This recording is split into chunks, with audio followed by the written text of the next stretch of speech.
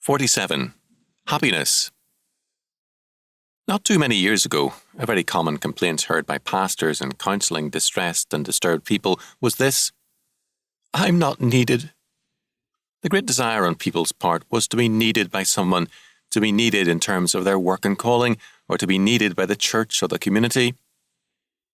It suddenly occurred to me recently that it has been rare for someone to make that statement in recent years. Instead, from old and young, there is the new complaint: "I'm not happy." Once the great tragedy was to be unneeded and useless. Now it seems to be a social attainment to be useless, retired, or sufficiently rich to live without working. To be useless is now a happy luxury. The Puritans used to preach regularly on the great sin of idleness. Now idleness is a popular goal and something many long for. The evil is to be unhappy. The fact is that nothing evades men more when they search for it than happiness. Happiness cannot be a goal in itself. It is a byproduct of other things. When we do our work well and find it rewarding, we are happy.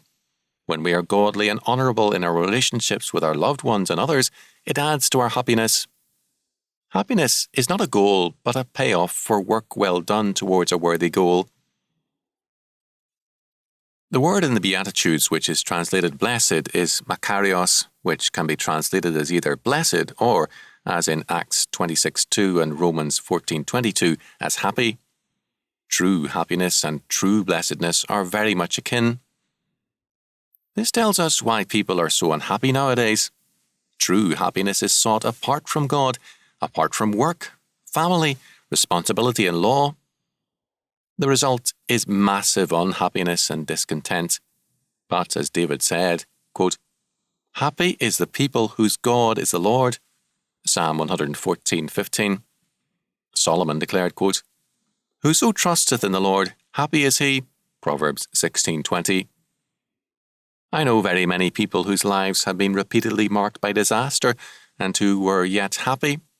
I recall vividly a marvellous old widow whose only son was a great disappointment and who worked to support herself into her 70s.